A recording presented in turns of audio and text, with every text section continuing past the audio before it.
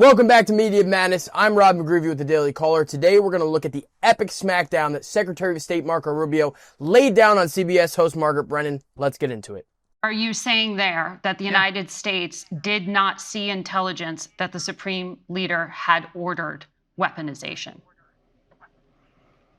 That's irrelevant. I see that question being asked in the media. That's an irrelevant question. No, they have that is everything the they key need to build a point weapon. in U.S. intelligence assessments. You know no, that. No, it's not. Yes, it was. No, it's that not. The political decision had not been made. I know that better than you know that, and I know that that's not the case. But I'm asking you whether the order was given. And the people who say that, it doesn't matter if the order was given. They have everything they need to build nuclear weapons. Why would you bury things in a mountain, 300 feet under the ground? Right. Why would you bury why do they have 60% enriched uranium? You don't need 60% enriched uranium. The only countries in the world that have uranium at 60% are countries that have nuclear weapons.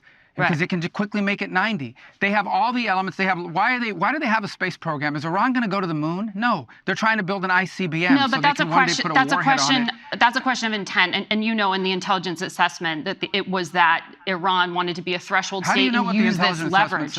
I'm talking about the public March assessment, and that's why I was asking you if you know something more from March. But that's also an inaccurate representation of it. That's an accurate representation of it. That's not how intelligence is read. That's not how intelligence is used. Here's what the whole world knows. Forget about intelligence. What the IAEA knows. They are enriching uranium well beyond anything you need for a civil nuclear program. The capacity for enriched uranium of a civil nuclear program is about 5%. That's according to the International Atomic Energy Agency. Iran is currently enriching it up to 60%, which pretty much everybody says there's no need to do that unless you're actively seeking nuclear weapons. Furthermore, Margaret Brennan is acting like she's an insider and has these intelligence reports that the Secretary of State doesn't. A little crazy. So why would you enrich uranium at 60%? Right. If you don't intend to one day use it to take it to 90 and build a weapon? Right. Why are you developing ICBMs? Why do you have 8,000 short-range missiles and 2,000 to 3,000? That, by the way, is potentially the more concerning part. It's not just that they're developing nuclear program, but that they're combining it with a missiles program. I mean, are missiles integral for civilian nuclear power too? I don't think so. Long mid-range missiles that you continue to develop. Why do you do all these things? They have everything they need for a nuclear weapon. They have the delivery mechanisms. They have the enrichment capability. They have the highly enriched uranium that is stored. Yes. That's all we need to see. Right. Well, especially in the hands of a regime that's already involved in terrorism and proxies and all kinds of things around. They are the source of all instability in the Middle East. No one's disputing that. I'm not doing that here. And they were censured at the IAEA for that enrichment and for violating their non-proliferation agreements. I was simply asking if we had intelligence that there was an order to weaponize. Because you were not simply asking if there was intelligence. You were actively quoting an earlier intelligence report from 2 months ago to refute the Secretary of State's talking points. You were not simply asking a question, Margaret. Let's be honest. You said weaponization ambitions. Well, we have intelligence that they have everything they need to build a nuclear weapon, and that's more than enough. Okay. I want to ask you on the policy front.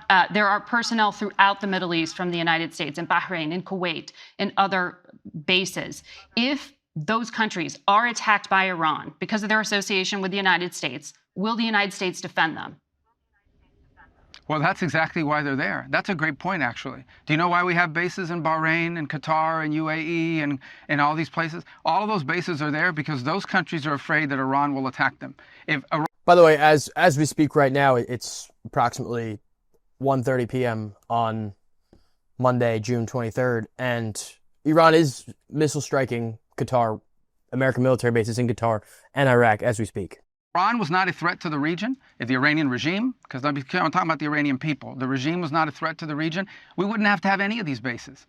Those bases are there because those countries are petrified that the Iranian Shia clerics that run that country will attack their countries. Will the United States defend them if they are? As you know, they've got a very difficult history. Obviously, well, yes. That's why we're there. That's why we're there. So, but yes, we will defend them. Is what they're threatening to do. So we'll defend our people, obviously.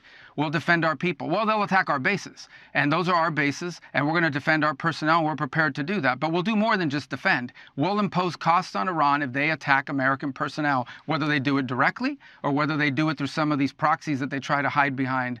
And that includes the Houthis. Yeah. So another proxy of theirs. So, but let's hope they don't choose that route. Let's all hope that they actually decide, okay, let's go negotiate, because we want a diplomatic and peaceful solution. We have achieved our objectives. We're ready to negotiate this in a peaceful peaceful, diplomatic way. We've been prepared to do that for days. They are the ones that played games, as they have done for 40 years, as they have done to multiple presidents. They tried to play games with President Trump, and they see what happens. This is not a game-playing president. When he says he's going to do something, he will do it. So there you have it.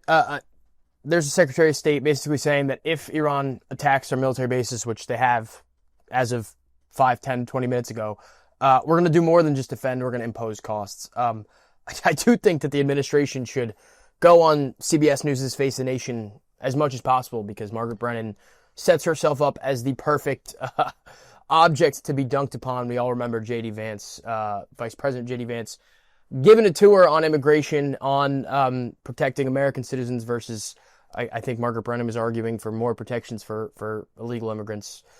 But that's it. Listen, if you like this, folks, if you enjoy this content, please give us a like, subscribe on YouTube, repost it on Twitter. We're going to be bringing you more content every week at Media Madness. Thank you.